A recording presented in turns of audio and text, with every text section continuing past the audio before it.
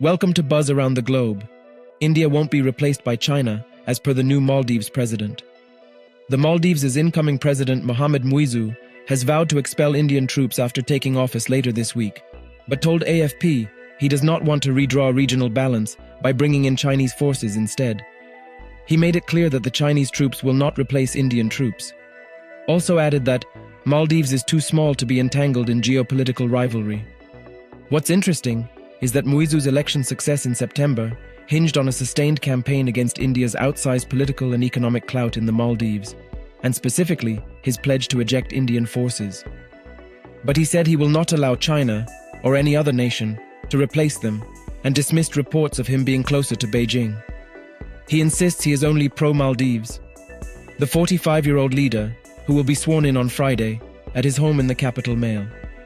Known for its pristine beaches and secluded resorts as one of the most expensive holiday destinations in South Asia, the Maldives has also become a geopolitical hotspot. Global east-west shipping lanes pass the nation's chain of 1,192 tiny coral islands, scattered around 800 kilometers across the equator. Muizzu was regarded as a proxy of pro-China former President Abdullah Yameen, who had shifted the country heavily into Beijing's orbit till his 2018 defeat. Muizzu, the British-educated civil engineer, said he hoped to begin formal negotiations with New Delhi on the withdrawal of an estimated 50 to 75 Indian personnel, a sensitive campaign issue. Muizzu said his mandate was to remove a unit of Indian security personnel, deployed to operate 3 aircraft gifted to the Maldives to patrol its vast maritime territory. Regional power India had considered the Maldives, with its population of about 380,000 Sunni Muslims, to be within its sphere of influence, but had been worried about China's expanding footprint during Yameen's administration. New Delhi has a history of entanglements with Male, including the deployment of soldiers to thwart a 1988 coup attempt.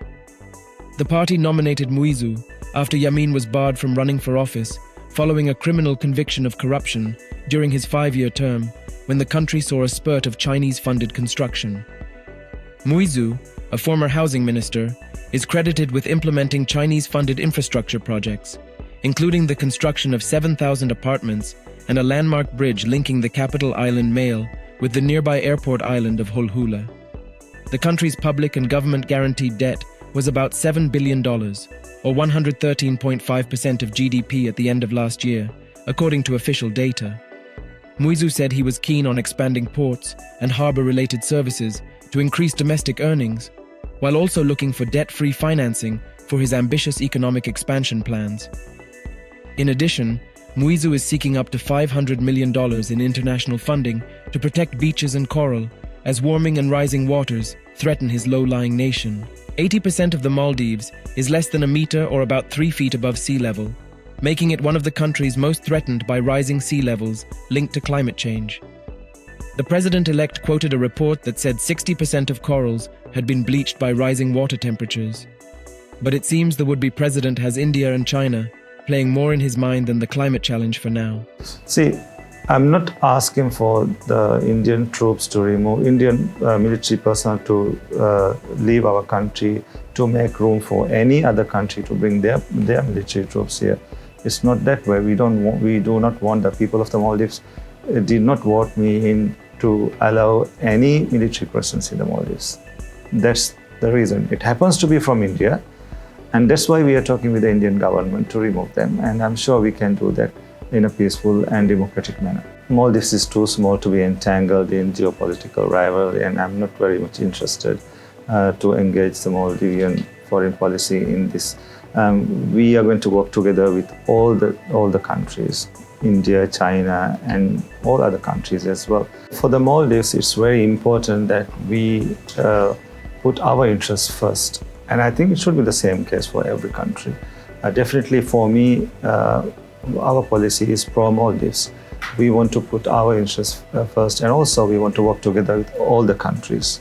Have a good, friendly relationship, cordial, candid relationship with every country nearby and far away. We are situated in a very strategic location in which many of the sea lines of communication go across our country. And the economic agenda that I have put forward address this as well, to diversify our economy. And We look forward for investment from foreign agencies and different companies to look into the Maldives. Right now, when we look at the economy, there's a huge debt that needs to be addressed. The level of confidence of investors to come and invest in the Maldives is really low. So we are going to address the issue of the way the government has been attending to this issue. You can see that with the global warming, recently the survey done on coral bleaching showed that 60% of our corals were bleached, severely bleached in 2016. Every coral has a value. Every water lens that's contaminated has a value. Every fish that dies due to global warming needs to be compensated. Do tell us what you think about this video in comments section. And for more news updates, subscribe to India Today.